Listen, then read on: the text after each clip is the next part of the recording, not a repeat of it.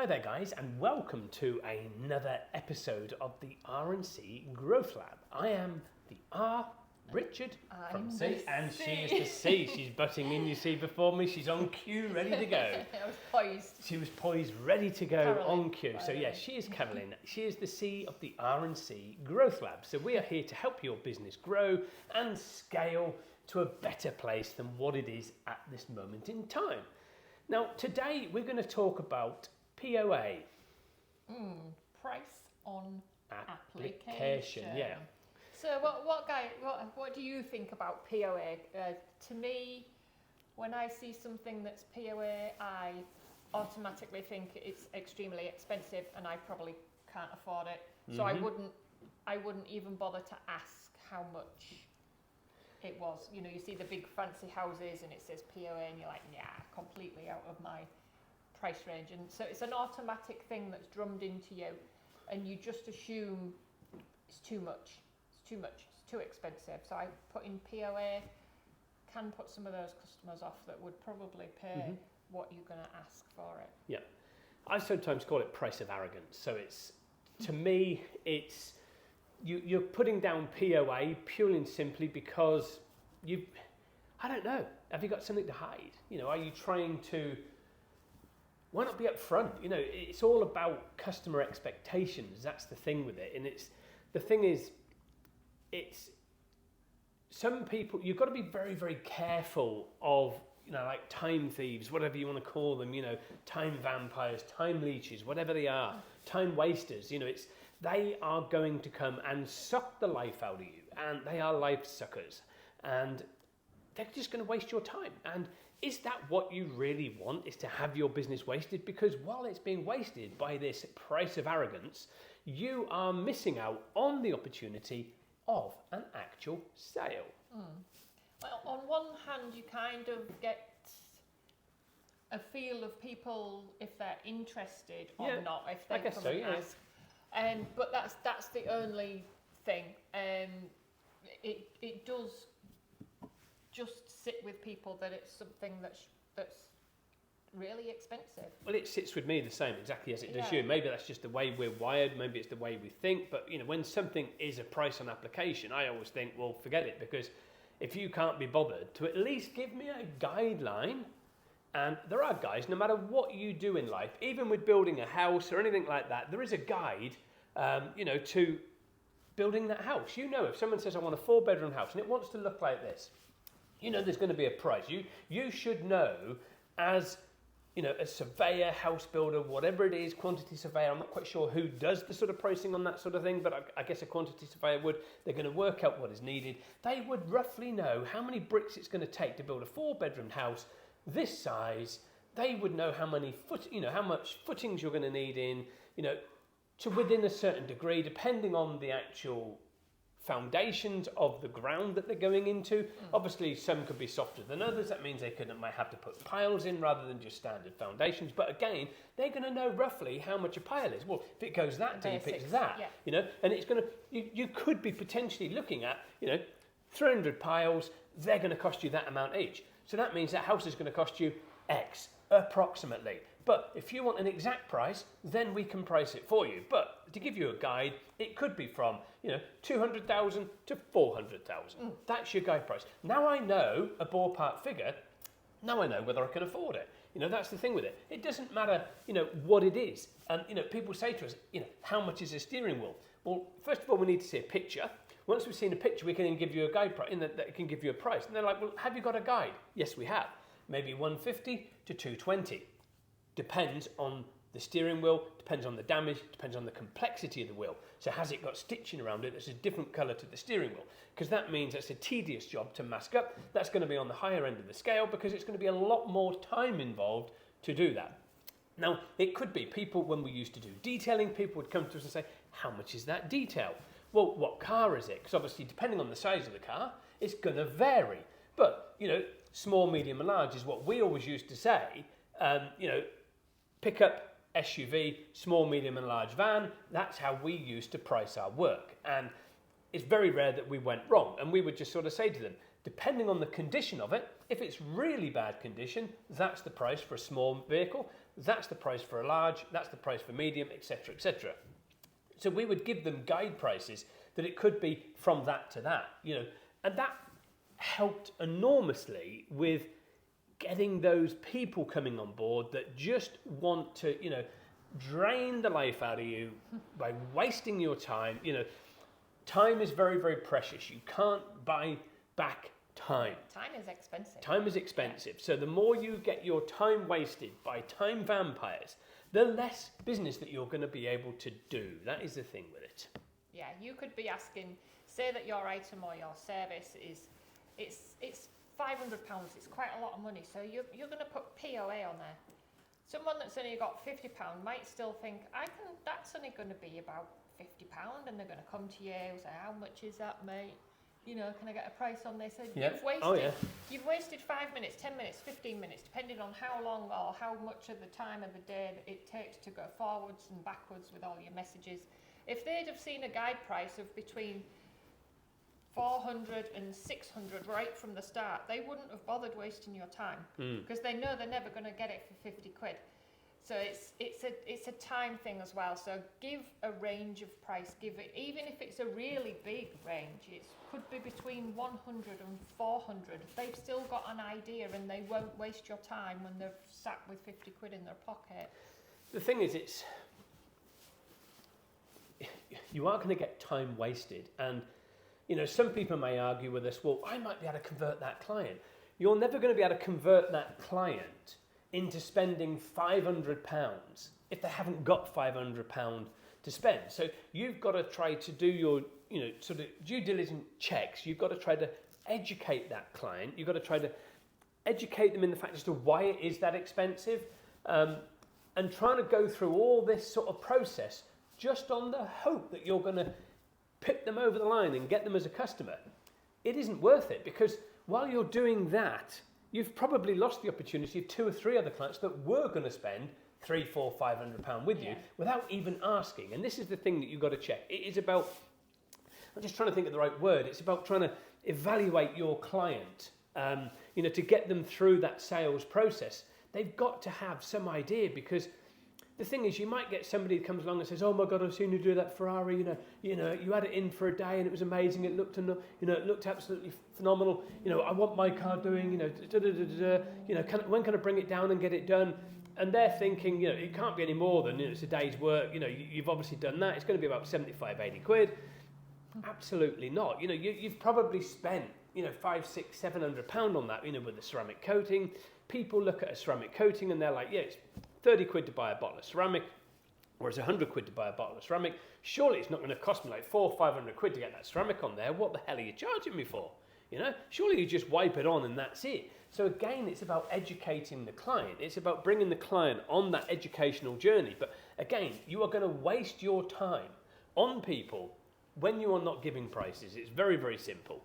And the thing is, the other thing that you've got to bear in mind and not be very, very careful of is are they going to think the price is overinflated because you're a little bit embarrassed to tell them what the real price is, or at least give them a guideline of what that price is? Yeah, that works as well when if you've got someone that's a walk-in person and your price is $995, for instance.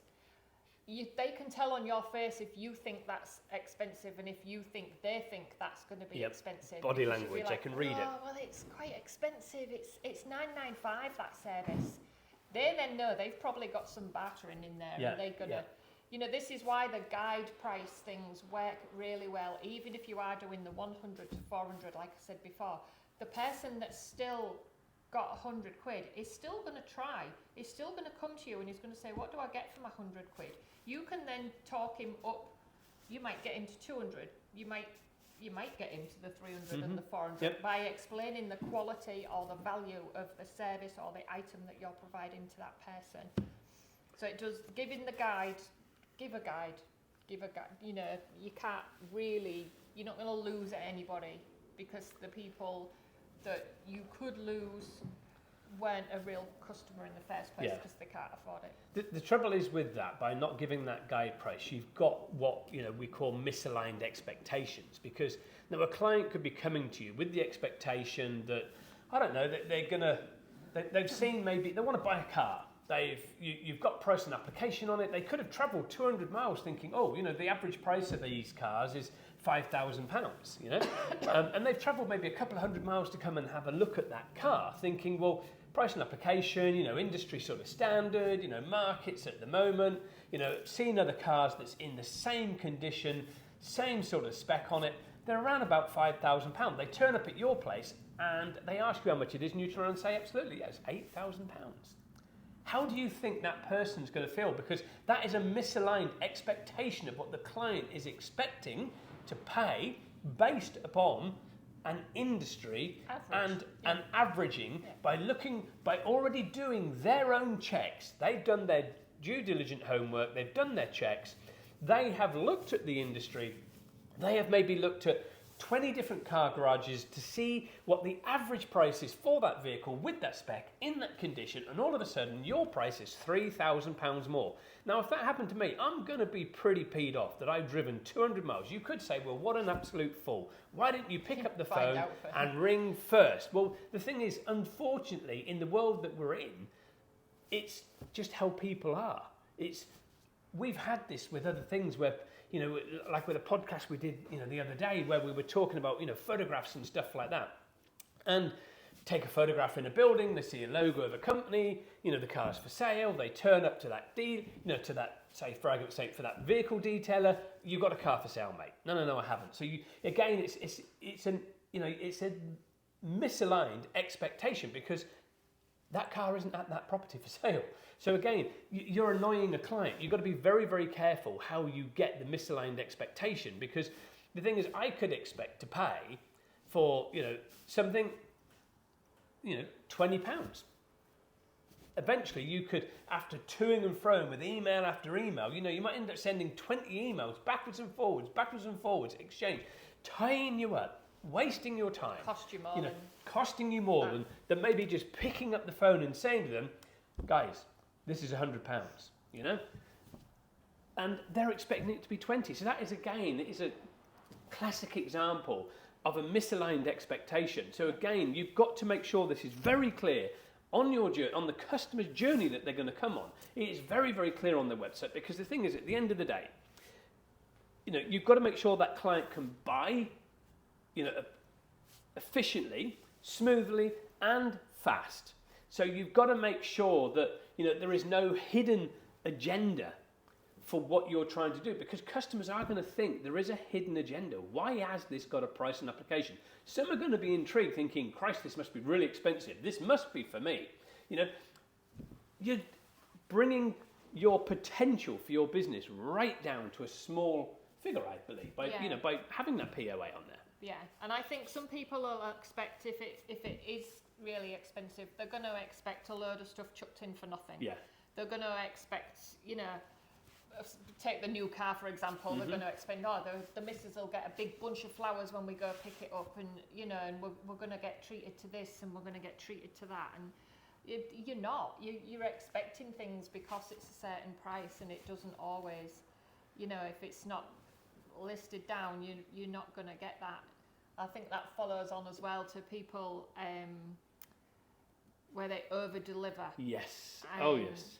The customer, but they will always expect, they take a detail in one is, I think, probably the best one. They've paid for a ceramic curtain, we'll do your windshield, your windscreen for free. They didn't know that, but all of a sudden they turn up and they've done it for nothing. Where they'll get about, you take it to that guy, he'll do your windscreen for nothing. And the first person that goes and you don't do that windscreen for nothing, all hell breaks loose. He'll be like, why don't you do mine? What's wrong with me? What have you got against me? And Mm-hmm. you set a whole cat amongst the pigeons, as they say. Yep. Here. So again, misaligned expectations. So again, you're back down to this problem with doing that, because you can't under-promise and over-deliver, because you are in effect lying to your client, because you're always saying, this is what it's going to be like. And then when the client comes and picks it up, we've done this right over here. And it's like, oh my God, wow. They are going to tell everybody, look, honestly, mate, you take your car to them.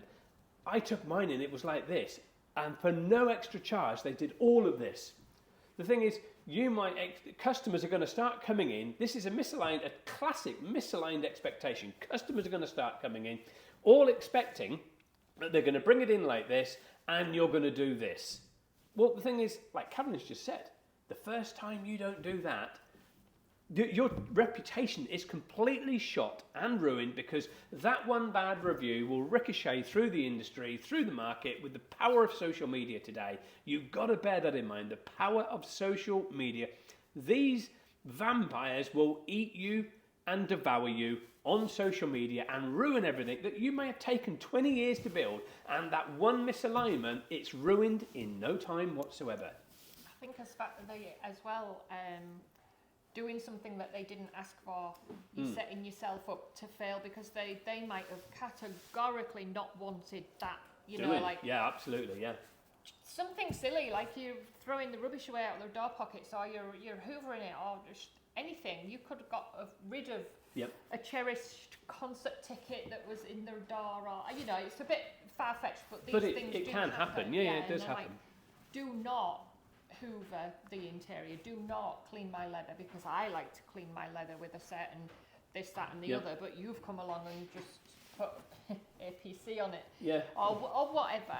They may not have wanted that done at all. If you're going to give them something for nothing, when they bring the car to you, or whatever service it is, just say, we're offering a free what not doodah today, do you want it, yes or no? Don't just go ahead and give it thinking you're doing the right thing, and you're doing them a favour and it'll get you good reviews. Yes, it will sometimes, but not always. No, not always. I mean, that's sort of what Carolyn mentioned earlier on as well, about a car and going in and getting flowers and stuff like that. I remember a time we went in and bought an Audi for Carolyn, and the guys, it was around Easter time, the guys gave our children free Easter eggs. They gave Carolyn a bunch of flowers and a bottle of wine when we picked it up. Muggins here, who bought it and paid for it, got absolutely nothing other than a finance bill for 5 years. You got a happy wife and happy kids. Yeah, I got a happy wife and happy kids that had Easter eggs. So we decided another time we would go back and buy a car, and we thought, well, funnily enough,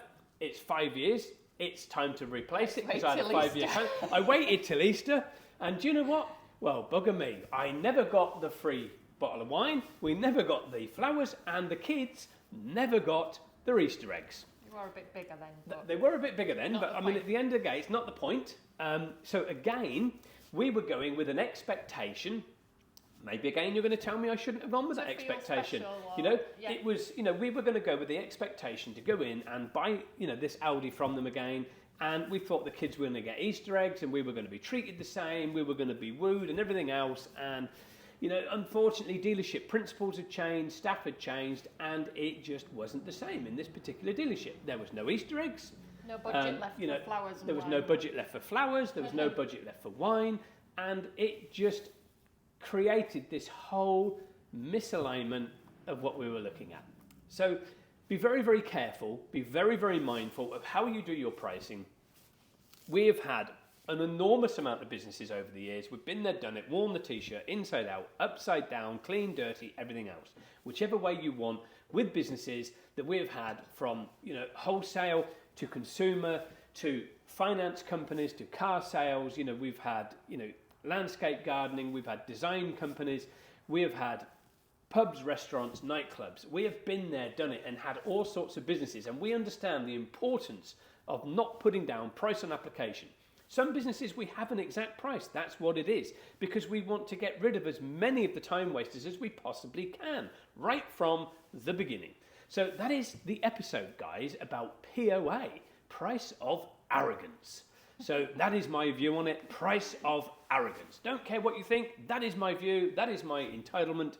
And again, we want you guys to comment. We want you guys to come back with your feedback as to why you want to put down POA. And we are here to discuss it with you and help understand why you have it. At the end of the day, everybody's entitled to an opinion. Everybody has a point of view, and there's possibly a very good reason why you have a POA. But let's discuss it. Let us all learn. We can maybe learn from why you have a POA and have a different perspective and outlook on that POA situation. So that is me, guys, signing out with the R&C Growth Lab. I am Richard. I'm Carolyn. And we hope you like it. And just remember the normal: like, comment, subscribe and share on YouTube, and share it across the social media platform, because we grow when you grow. It's very, very simple. We're here to help you grow and you're here to help us. It is a mutual thing. We are collaborating to help each other grow. Let's hear your views on this one, guys, on the POA price of arrogance. Thank you very much. See you next time. Bye-bye.